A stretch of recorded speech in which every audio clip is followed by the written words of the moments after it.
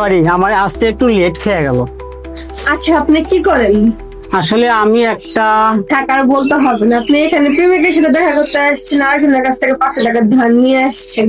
আপনার কাপড় চোপড়ের যে পোশাকের যে অবস্থা, আপনি আমার বোনের সাথে প্রেম করেন।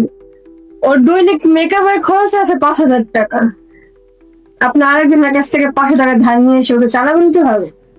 আপু থাক না, ওকে আমি সবকিছু দেখেই তো পছন্দ করেছি, তাই না? চুপ থাকছি, কি দেখে প্রেম করছিস? এখন তো তুই আবেগে বসে এই কথা বলতেছস। 2 দিন পরে গেলে তো তোর আবেগ চলে যাবে, তখন কি?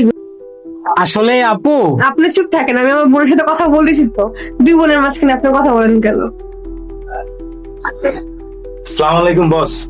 ওয়ালাইকুম বস, আসসালাম। এই যে আপনার গাড়ির চাবিটা। আর আপনি বলছিলেন না কালকে যে ব্যাংক থেকে 5 লক্ষ টাকা ওটা জমা দিতে, আমি আপনার অ্যাকাউন্টে জমা দিচ্ছি বস। ওকে, থ্যাংক ইউ। আমি আসি বস, আসসালামু আলাইকুম। ওয়ালাইকুম আসসালাম।